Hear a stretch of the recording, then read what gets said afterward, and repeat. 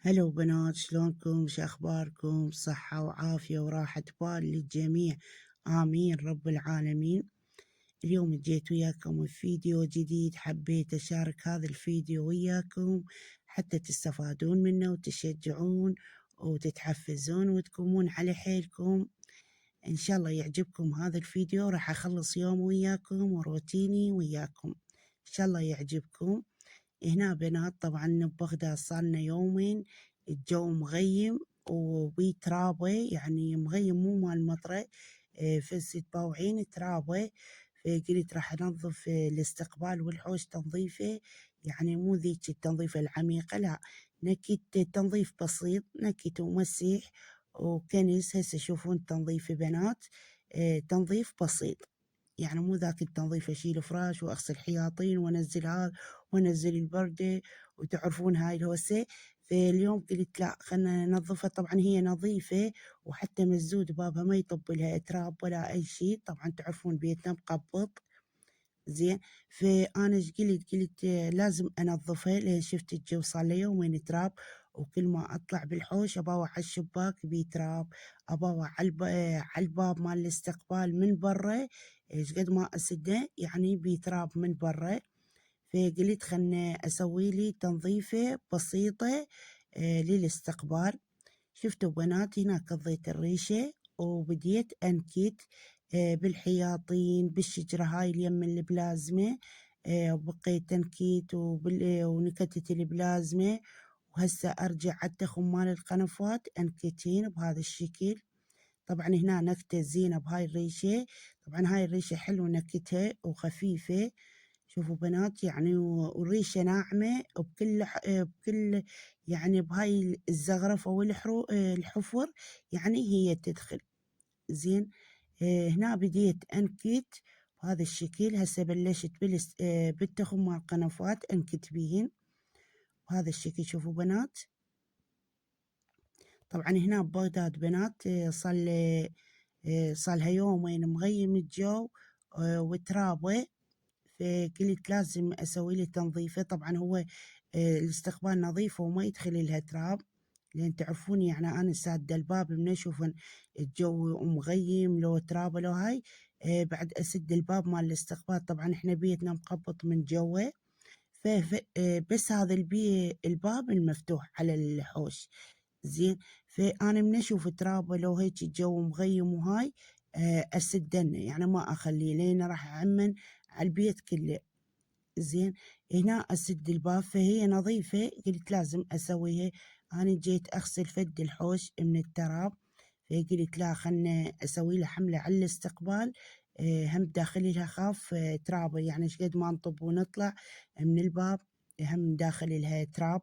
فهنا راح انظفها تنظيفة بسيطة وبهذا الشكل. شوفوا بنات كله نكت، وبعد ما انكت واخلص يعني هسه راح انكت بنات الغراض كلها، لا اخلي باب ولا اخلي، يعني كله راح انكته، وبعدين اكض له وسطه، اكض المكناسة واكنس القاع، وبعدين ارجع عليه امسحه بهذا الشكل. شوفوا بنات، نكتة خفيفة ومسحة هم خفيفة وبسيطة، على مود شنو نخفف شوية من التراب وما نخليه يتكلس عندنا ويتكوم عندنا الوساخة او التراب بهذا الشكل. شوفوا بنات، افتر بالريشة على الغراض كلهن، تنظيف بسيط هذا. طبعا بعد ما قعدت الصبح هاي بنات وريقت الجهال، طبعا الجهال كانوا الصبحي راحوا للمدرسة. بعد ما راحوا للمدرسة أني قمت بنات اليوم، ركبت الغداء. طبعا ستقولون شنو غداء شم مصطفى؟ طبعا هنا بنات غدانا اليوم فاصولية، وسويت تمنة بالشعرية طبعا وخليتهن على النار يفورن. ورجعت على شغلي، قلت خلنا اسوي لي حملة على الاستقبال، وبيتي متجوه نظيف.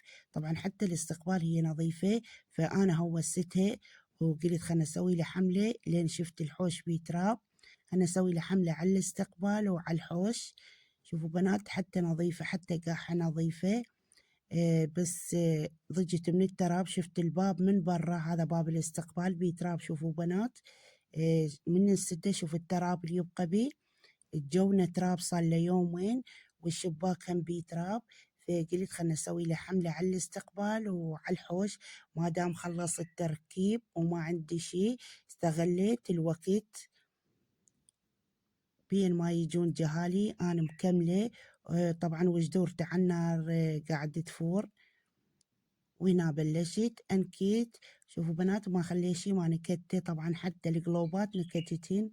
وهنا رجعت على الساعة هم نكتها بهذا الشكل. طبعا أول ما أبدأ بالتنظيف بالنكت أكض الريشة وأنكته، مرات لا ما عندي ريشة أنكت ببصلة. في هاي الريشة يعني كلش استفاديت من عندك. طبعا قبل لا أجيب الريشة أنا أنظف ببصلة. زين هسه مني جتني الريشة بنات حتى صار لي واهس يعني أنكت وأمسح. شوف بنات يعني الريشة شي ضعيفة وبيها ريش بكل مكان تدخل. شوف هسه أنا أدخلها بالثريا مجرد. شوفوا بنات شلون أدخلها بالثريا وأنكتها. وهنا البركة كانت مشعولة وطفيتها وأريتها توقف وما توقف، ظليت أوقف بيها بالريشة. شوفوا بنات على كيف وأوقفها، أريد أهم أنكتها وياي نكتة خفيفة وبهذا الشكل. شوفوا بنات بعد ما وقفتها وما وقفت لعد قلبي، هنا بنات همين بديت أنكت بيها. هنا نكتة بسيطة. شفتوا بنات تفتر على الغراض كلها أنكتها، طبعا حتى القلوبات نكتتها. وهنا رجعت على الثريا الثانية هم نكتتها. قلت لكم هذا تنظيف بسيط، إذا تنظيف عميق لا ما أخلي أي شي ما أنزله. زين وهنا بعد ما خلصت النكيت وشفتوا وكترت الريشة، جبت المكناسة وراح أبدي أكنس الاستقبال كلها من جوا القنفات. وأنا طبعا طلعت القنفات جوا كنسته. طبعا أدنق وأكنس من جوا القنفات بهذا الشكل. هسه راح أكنسها كنسة من هاي الزينة. شوفوا بنات هي هم نظيفة ما بيها أي شي. هسه راح أكمل الكنس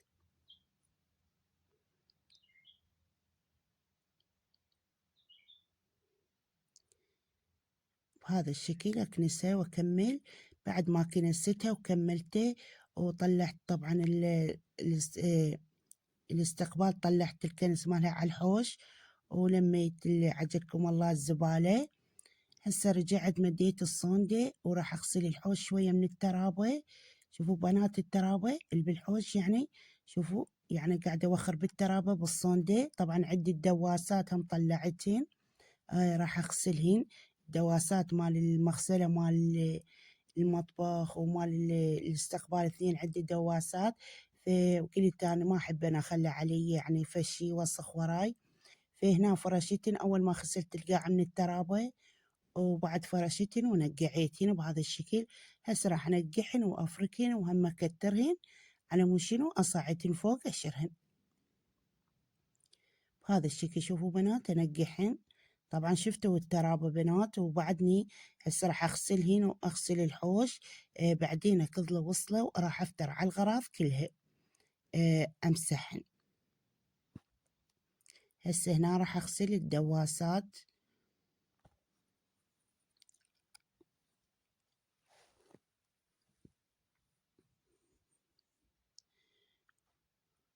طبعا جونا هنا ترابة بنات يعني عبالكم جاي تمطر، هي لا مغيمة يعني من كثر الغيوم ما نعرف دنيا الصبح دنيا الظهر دنيا العصر.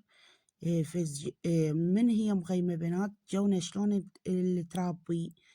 زين يعني احنا ما نحس بيه تراب. من نجي على الغراض نشوف الترابة. طبعا اباوع على الشباك بيه تراب، اباوع على الباب هم بيه تراب، اباوع على المغسلة اقعد الصبح اباوع على المغسلة هيك التراب عليها. فقلت اليوم ما بيها مجال راح اسوي تنظيف بسيط يعني مو عميق ذاك التنظيف. هنا بلشت شفتوني نكتيت وكملت وكنسيت. وهنا عندي الدواسات راح افركين بهذا الشكل. رشيت عليهن زاهي وبديت أفرك بيهن. طبعا هاي الدواسات مال الاستقبال بنات أخلي وحدة بهذا الباب وأخلي وحدة بذاك الباب مال الاستقبال. هم تحافظ من الدوس تحافظ على الفرشة. وحتى ما حد يعني يدوس عليها لو رجلي يعني مرات الجهال تعرفونهم إلا يطبون نص الباب يلا تكرمون ينزعون أحذيهم لو ينزعون تكرمون نعالاتهم. هنا بنات أخلي هاي الدواسة تحملنا من كل شي يعني من التراب ومن الدوس. زين تبقى الفرشة على حطتها نظيفة ومرتبة.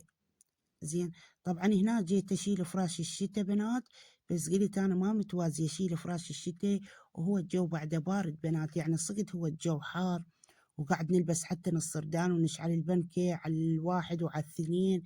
زين بس يعني ما متوازين. شوفوا بنات الصبح باردة الظهر حارة فبنصير الساعة ب3 ولليل. زين بنات بيها برودة يعني بيها قرصة برودة. زين فقلت انا ما متوازيه ومستعجله على الفراش، خلينا نشبع من فراش الشتاء. احنا ايش فارشينه صار لنا شهر ونص بالفرشنا لو شهرين، خلينا نشبع من عنده. زين هسه انا مستعجله على فراش الشتاء ليش اشيله والجو بعده بارد، يعني صقت هنا اكو ساعتين حاره فالجو بارد الصبحيه من الساعه ب3 وجو بنات تصير كلش بارده. خسين من يصير الدنيا المغرب بنات ويا اذان المغرب تصير كلش بارده. زين ولعته جهال بالضيم. زين كل ما اشيل فراشها. هنا بنات شوفوا بعد ما غسلت الحوش وغسلت الورد شفتوا ذبيت عليه مي ونزل هم التراب، طبعا نزل التراب نقول احنا ماكو تراب بس هو اكو تراب. هنا بنات بعد ما كنست شفتوا الجو القنفات، هنا غسلت الوصلة مالت المسيح وبلشت امسح هذا الجو القنفات كله. زين وبعد ما مسحت الجو القنفات كله قضيت الوصلة وراح امسح الغراض هم كلهن بهذا الشكل. بعد ما خلصت الغسل مال الحوش والدواسات وغسلت التواليت تكرمون، هنا بلشت امسح بالغراض. نرجع السالفتنا قلت ليش اشيله انه مستعجله هو نظيف الفراش ومرتب ليش اشيله يعني فراش الشتاء خلنا نشبع من عده. هسه انا مستعجله على فراش الشتاء شكو. زين ومن يجي الشتاء نريد بس نفرش فراش الشتاء ونرتاح من عده. احنا استونا فرشنا خلنا نشبع من فراش الشتاء هو ذا هو نظيف ومرتب ومفروش على وش نشيله والجو بعده بارد واحنا عندنا جهال ما يصير نشيله. قلت خلنا بقي. زين والله وبقيت عداني يعني فكرت اشيله فما شلته والله. شفت الجو بارد يعني انا الكبيره بنات الصبح ابرد والساعه ب3 هيجي تجينا بروده عبالك ما ادري شنو. زين فما شلته والله حافظت عليه وعفته قلت هو نظيف ومرتب ومفروش وما يحتاج واحد يشيله بقيته. حتى لو يعني الجو يحتر برمضان اقدر اشيله، حتى لو برمضان حتى لو صايمه ما يهم اشيله. زين انا ما يهمني بنات لا صايمه ولا ما صايمه ولا شي يعني اشتغل. زين هنا بنات شوفوا هسه انا قاعده صايمه وياكم وانا اشتغل. زين طبعا هنا اشتغل وانا صايمه هسه وسويت غدا. طبعا انا لو صايمه يعني اموت جهالي من الجوع لو اموت عيالي من الجوع عايلتي، فغير افكر هم بيهم. طبعا انا صايمه حتى بنفسي ما افكر لا افكر بيهم شو اسوي لهم غدا هم منفطرين شو اسوي لهم غدا شو اسوي لهم اليوم شو اركب لهم.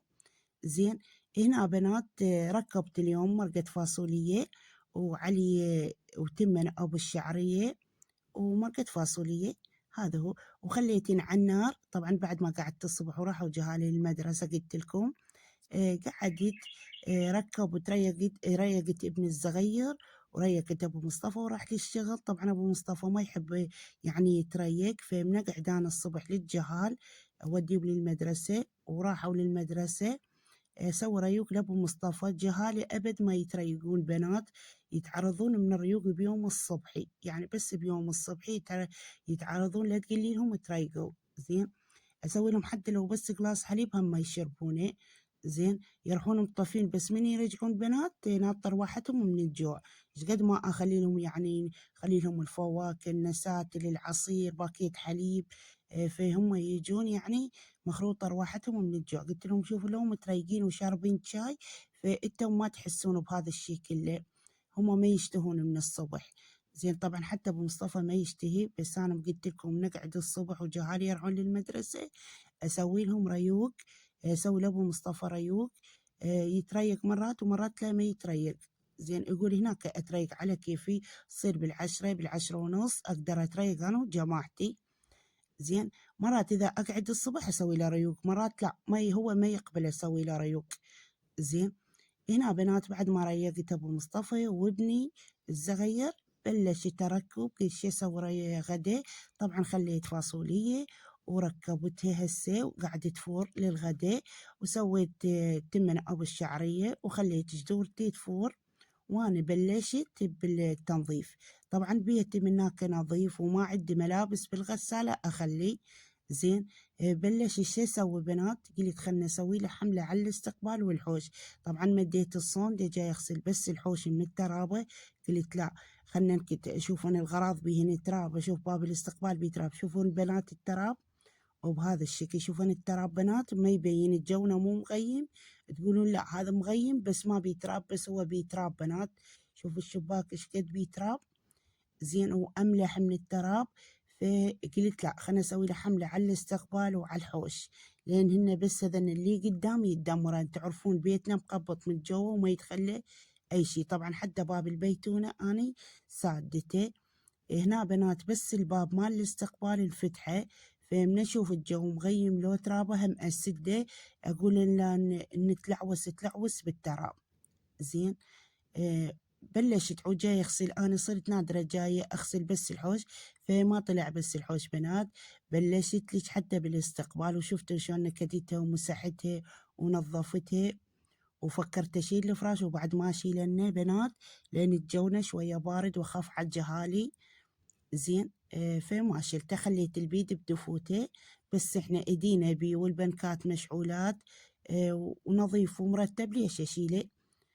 وهنا بنات شوفوا بعد ما نظفت ومسحت الغراض وتنظيفة بسيطة وسهلة، هنا وصلت للمرحلة البخور. طبعا هنا شعلت بخور بنات وبخرت البيت. هسه راح اخلي حتى بخور بالحوش وخلي بخور بالاستقبال.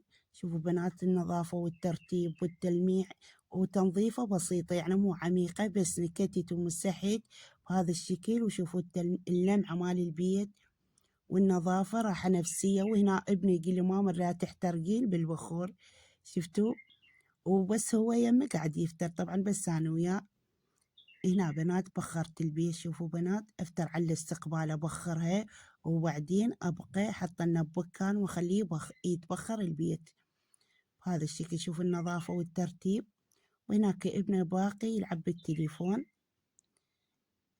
طبعا مريقته ومكملته بس ما بدلت له، قلت له شوية اللي غاد اخلص كمل شغله واغديه وابدل له. وهاي النظافة والترتيب بنات وراحة نفسية. واحد من يقوم أول مرة تتعاجزين، بس مرة بس من تقومين على حيلك وتنظفين وتشوفين هاي النظافة والترتيب بنات راحة نفسية. شوفون الباب بنات اللي كاتبين عليه. طبعا هاي بنت الصغيرة كظت لها قلم وتكتب بسكوت من عندي. وهذا بنات مال الصبورة أريد بس أوقعه من الباب ما يوقع. زين قلت خلنا أشوف إلا شي اللي يوقعه وأوقع عنه لين خرب كشخة الباب. وهنا لمحت الشباك وخليت هاي التحفيات البسيطة والحلوة. وهذا ديكور الحوش شوفون بنات. وهنا غسلت هاي الغراض كلهن، طبعا ذبيت عليهن مي وغسلتهن كلهن. ايش قد اخاف من الكهرباء، بس من اكض الصوندة واغسل بنات ما اعرف ليش تروح من عند الخوف. يعني لا احس بكهرباء، لا احس بواير، لا احس بحايط. زين اهم شي يكون بس انظف. زين وخسلتين طبعا بنات، بس من خسلت هذا الباب بالحايط هنا طفت الكهرباء بنات.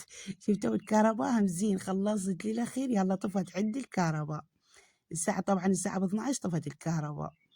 هنا بنات شفتوا علقت البخور، علقت بخور بالحوش وعلقت بخور بالاستقبال، وخليت البيت يتبخر ونظافة والعطر بنات وريحة البخور. طبعا بالقرآن الشريف راحة نفسية هاي النظافة الحلوة. زين تحسين بنفسك مدري شنو. زين وهي تنظيفة بسيطة، مو من ذيك التنظيفة القوية، تنظيفة بسيطة ونكتة بسيطة ومسحة صار البيت يعجب ولمحته ماكو هيجي.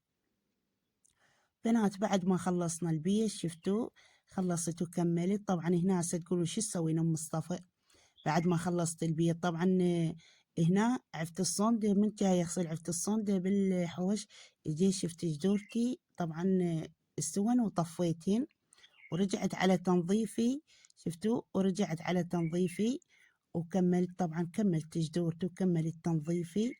هناش عندي بنات، عندي اليوم راح أسوي صاجية بالدجاج. هنا عندي صدر مال دجاج، طبعا مخليته بالمجمدة، وطلعته قبل لا أطبخ وقبل لا أنظف، طلعته بين ما نظفت وركبته وشفتوا، جيت عليه لقيته مايع. راح أسويه بهذا الشكل، أقصصه، شوفوا بنات يعني شكل شرايح أصابع بهذا الشكل، أقصصه وأخمرنه بنات. طبعا بعدهم ما جايين جهالي وما جاي أبو مصطفى، فقلت خلنا أقصصه وأخمرنه حتى العصر أسوي لهم. زين، هنا بنات بلشت أقصن، شفت ما بلشت هيك أسوي شرايح بهذا الشكل، هيك بنات أسوي. وإذا الصدر يعني سمين، يشوفون الصدر كل السمين، مرات أسوي شرحتين، مرات أسوي 3 شرحات. عرفتوا علي؟ يعني أكو يعني يجي الصدر سمين كلش، ويجي الصدر لا شوية ضعيف. زين، السمين كلش بنات أسوي 3 شرايح، والضعيف أسوي شرحتين، وأقصصه بهذا الشكل. زين، يعني وأقصصه بشرايح صغار بهذا الشكل أصابع. هنا راح أسوي الخلطة مالتنا بنات. أول ما خليت خل التفاح، خل الأبيض، بكيفكم شو تخلون خلوه. هسه أنا ما عندي خل أبيض، خليت خل التفاح. وهنا خليت دهن، شوية دهن بنات، يعني قد 3 خواشق مال أكل. وهنا الراشي، طبعا هاي الخلطة بنات تجنن على الصاجية، تجنن. زين، هنا خليت الدهن والخل والراشي، وخليت هنا عندي لبن ناشف أو روبة ناشفة عندكم، أنا عندي لبن ناشف. هنا خليت بهارات بنات، وأخلي فلفل أسود مطحون، وأخلي بصل، بصل بودرة، وهنا رشة مليح، وأخلي سنجبيل. وإذا ما عندكم يعني سنجبيل مطحون خليه تاني، وإذا ما عندكم مبروش عادي. وإذا ما عندكم بصل همين بودرة، خلوا بصل من هذا برشوه، وكل واحد من عنده خاشوقة بهذا الشكل. وهنا خليت بابريكا وكارة همين. وهنا عندي ظرف مال ماجيك باللحم، خلونا على الطعم بنات، يتطعم ونكهة ماكو هيجي.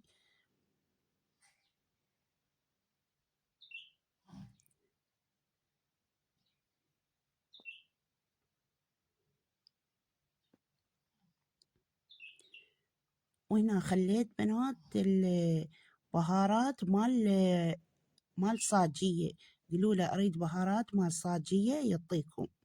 عرفتوا عليه؟ بهارات مال صاجية هو يعطيكم. هذا شو اسمه، أنا قلت لأبو مصطفى وجابه. طبعا هاي صالها هواي عندي طبعا، ودايما أسوي الصاجية، أسوي هاي السوالف تعرفونها مال المعجنات وهاي السوالف طبعا، وما أنزلها وياكم، فقلت لازم أنزلها لهم حتى يستفادون من عندها. زين، وهاي الخلطة مالتنا بنات تجنن. هاي الخلطة بنات تسوي اللحم بنات يجنن. طبعا أسوي باللحم الشريح، وأسويها بصدر الدجاج. خسين باللحم بنات هم تصير تعجب، مو بس بالصدر مال الدجاج الصاجية، حتى باللحم، يعني لحمة شرحة وتقصينها بهذا الحجم تصير تعجب. هسه هنا بلشت بنات أخلي الصدر مال الدجاج فوق الحشوة مالتنا، بس الحشوة تكون خبطة زينة تخبطونها حتى تموع عندكم هاي المكونات كلها وتتجانس كلها، على مود ما تظل محبحبة. الملح والمكونات اللي خليناها تكون خلطة تخلطونها زين. زين، وبعد ما خلطتها زين وخليت الصدر مال الدجاج، هسه راح اخلطها وهي الصدر مال الدجاج والمكونات بهذا الشكل. يكون اريد ان المكونات كلها تتجانس وهي الصدر مال الدجاج بهذا الشكل. شوفوا بنات، هسه راح بنات بعد ما أخليه مثل بعد ما أكملنه وأخليه على صفحة منه على ما أكمل الغدا وأغسل المواعين وأكمل، ياخذ لي يعني ساعتين هيجي. زين.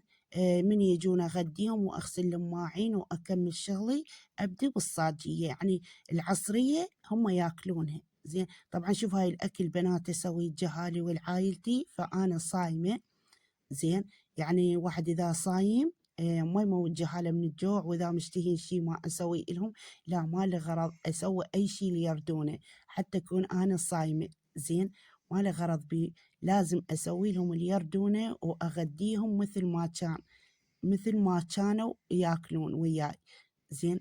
شوفوا بنات وينها بعد ما خلطتها، وهاي الخلطة شوفوا شلون خلطتها زين، المكونات والصدر مال الدجاج جانسة وكلهم. هسه راح أغطيه وأخليه على صفحة. هنا صبيت الغداء، طبعا إجوا ارتاحيت شوية، طبعا بعد ما خلصت ارتاحيت شوية وإجوا صبيت لهم غداء. جايبة أبو مصطفى وياه رقي ومسواق. هنا طبعا أول ما جاب الرقية وين خليتها بالبراد، بعد ما صبيت وكملت طلعتها قصقصتها. زين. وهذا غدانا اليوم، إن شاء الله غدانا يعجبكم، سامكم ألف ألف عافية. هنا بنات طبعا شفتوا جايب الرقية أبو مصطفى وجايب لنا نبق وجاب لنا مسواق الرمضان. طبعا قاعد يتسوق شوية شوية الرمضان، كل ما يجي يجيب لي السلعة وياه. هنا جاب لنا كيلو مال نبق، لا هذا النبق مو رمضان بنات، هسه راح ندوس عليه وناكله. زين. طبعا انا صايمه واشتهيته، فراح اغسله واخليه بالثلاجه والجهال ياكلون من عنده همين. بس مو نبق، تمنيته قدامكم بنات شراوي. هنا بنات راح اشوفن انا وياكم طبعا انا ما شفت هاي القونيه شبيها. زين. هنا راح اشوفها انا وياكم. طبعا هنا نوم بصره مطحون جاب لنا، وهنا بالله شنو، خلينا نشوف هذا الكيس شنو. ها نوم بصرة كامل. شوفوا بنات هذا نوم بصرة كامل. طبعا هنا قلت ابو مصطفى شنو هذا النوم جاي جديد، لأول مرة يجيب لي هيك نومي يعني بقونية ومخيطة وكاملة. قال ايه، قال لي الولد هذا احسن نومه ومال الشربت وعصاير. فجاب لنا كيسين، خطيه كل كيس بيه كيلو، فجاب لنا 2 بنات. هذا اللي يعني يطلعنا رمضان وزايد. احنا دايما يعني حتى لو نشتري كيالو عادي يجيب لنا كيلوين ويطلعني. بناتي هنا اسوي برمضان، هاي هنا بهارات جايب. برمضان اسوي عصير نوم البصرة، شربة نوم البصرة. فبنات اسويها يعجب، يعني حتى الخطار اللي يجي يشرب من عنده يعني يقول شلون مسويته مصطفى. شوفوا بناتي هنا جاب لنا شعرية كيس، وجاب لنا بهارات همين، وجايب لنا نومو بصرة مطحون ونومو بصرة كيالو. قال لي إن شاء الله يعني كل ما أجي أجيب السلعة وياي لأن ما أقدر أشيلهن. قلت له أحسن حتى شوية هم نخفف، يعني ما تحس بهذا الشيء. فقال كل ما أجي أجيب النفش أجيب لي السلعة وياي. هو هسه جاب هاي المكونات، وإن شاء الله غير مرة هم يجيب منها على ما يجينا رمضان إحنا مكملين المسواك كله. زين. وهنا بنات بعد شفتوا وتغديت وغسلت مواعين وكمليت ورتبت المطبخ ومسحت الغراض وفشوفتكم المسواق جاب ابو مصطفى. هنا كمل عندي الصاجية. شوفوا بنات هسه هنا عندي شفتوا حميت التاوة وخليت لها دهين، وجيت على شو اسمه على الدجاج اخليه بهذا الشكل، اطشنه بالتاوة. شوفوا بنات بكل اوزعنه بكل بكان هيجي. طبعا شفتوها بنات شلون يعني مختمر بالمواد وبالدجاج. شفتوه شلون ماخذ المواد كلها مال البهارات، صاير يعجب تقريبا بقى 2.5 ساعة هيجي 3 ساعات. فعفته انا شفتوني بنات يعني خمرته يمكن من الساعة 11 اول ما خلص الشغلي. وشفتوه شلون مختمر وماخذ يعني حتى لون متغير. بلشت هنا هسه بعد ما وزعته وكملت، هسه راح اجي عليه واغطي، يعني لا اقلبه ولا اسوي له اي شيء، مجرد بس وزعته بالتاوة واغطيه بهذا الشكل. هيك بنات اغطيه شوية وارجع له. شوفوا بنات وشوية ورجعت له، شوفوا ايش لقيته، مطلع المي ماله والمواد. شوفوا بنات هسه شو اسوي؟ طبعا هناك انا واقفة بعد ما ركبته اقصص بتيتة اصابع. تعرفون لازم الصاجية تخلوا لها بتيتة، ونخلي بالماعون هم بتيتة ياكلونها هيك على الكتب والصاجية. قليت البتيتة هناك، شوفوا بنات، حميت التاوة هم قليته، وارجع على الدجاج اقلبه بهذا الشكل. شوفوا بنات الدجاج الصاير بيه، طبعا استوى بالبخار. شوفوا بنات، وانحمس عندي بالبخار بهذا الشكل. هنا اقلب بيه وهم اغطي، اجي اقلبه واغطي بهذا الشكل وما ياخذ من وقتي. طبعا تعرفون شوي النهار طول، فقلت لازم اسوي لهم شي ياكلونه العصر. طبعا دائما اسوي الجهالي، البيزة لحمة بعجينة، الصاجية باللحم بالدجاج. طبعا على اللي يحبونه اسوي لهم، اللي ما يحبونه ما اسوي لهم، لان اللي ما يحبونه واسوي لهم بنات يبقى على حطته حرامات. زين يبقى على حطته في 3 ايام 4 ايام اكضه واذبه. زين اللي يحبونه اسوي لهم. وهنا بنات شفتوا عندي نص راس بصل صغير، سويته شرايح ناعمات وخليته فوق الصاجية على مود ينحمس وتوخر، ما تظل عندي أي زفرة بس بالدجاج. وهسه راح أحمسه حمسة بنات من هاي الزينة. وهنا بلشت أقلب بالبتيتي بهذا الشكل. طبعا ما أخلي هواي بتيتي بالتاوة حتى تنمرد، أريدها أصابع جافة وحلوة. إذا كثرنا بتيتة بالتاوة ونجي نقلبها راح تنمرد عندنا، فأنا أريدها يكون أصابع وحلوة ومستوية وما أريدها أي مرد بها. وهنا شوفوا بنات، بعد ما استوت عندنا الصاج، اللحم الصاج، شوفوا شلون استوى بنات، ما شاء الله، صلوات على محمد حتى ما أخذ من وقتي. شوفوا شلون انحمس حمسة من هاي الزينة، واستوى عندي بهذا الشكل. شوفوا بنات شلون مستوي، صار يعجب. وهم ارجع اغطيه